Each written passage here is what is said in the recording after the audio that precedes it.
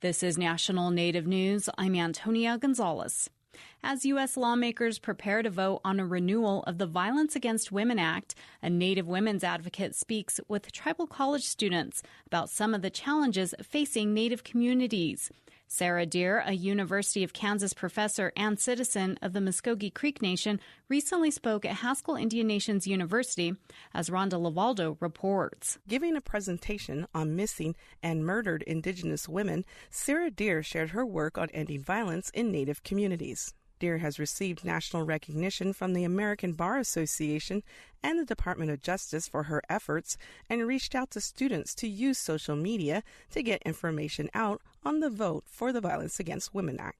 Haskell student Joshua Burnett was astonished at how many women go missing and lack of resources to find them. There's just a lot that seems to happen in our community that goes undocumented for the most part, and even what is documented, it seems like it's not all there. There's not that much media coverage on it, It's very unnoticed, I'd say, for the most part. It's not something that you really hear about outside of the community. Deer, who is also a lawyer, commented on the recent position by the National Rifle Association to not support the reauthorization of the Violence Against Women Act. The new VAWA 2019 doesn't just address the tribal changes that need to happen, but it also does more to try to keep guns out of the hands of abusers.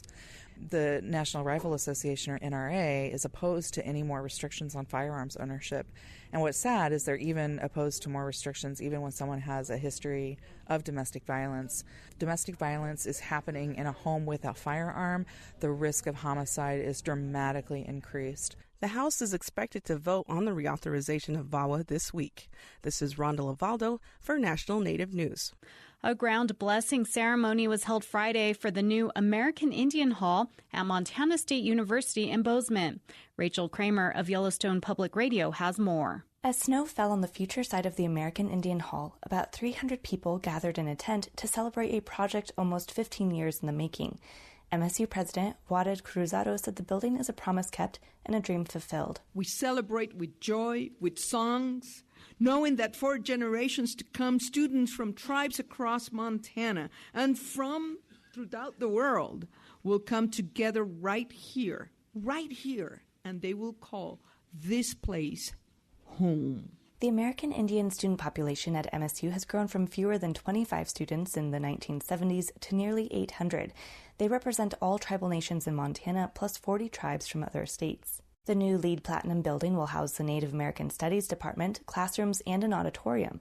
It will also provide services such as tutoring and advising, and space for Native ceremonies and culture, including a drum room and a place for elders to give counsel. Connie Brown Otter of the Standing Rock Sioux Nation is a student and representative of MSU's American Indian Council. Soon, our diverse and beautiful family will be gathered in those spaces, sharing ideas, celebrating culture, and supporting each other through the highs and lows of life.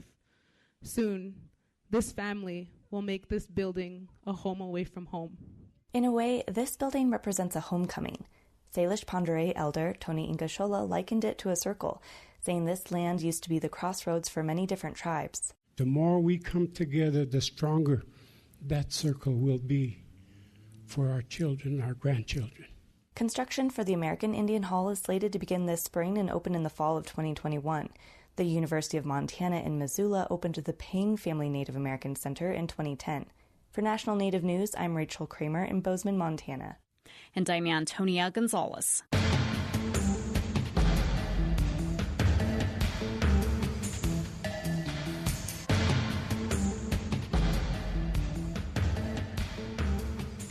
National Native News is produced by Koahnic Broadcast Corporation with funding by the Corporation for Public Broadcasting.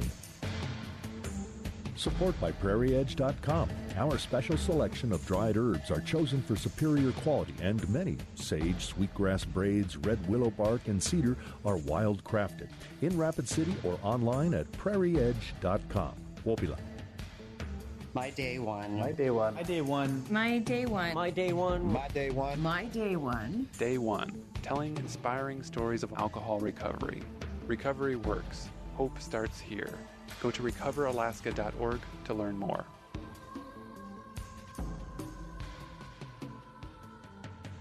Native Voice One, the Native American Radio Network.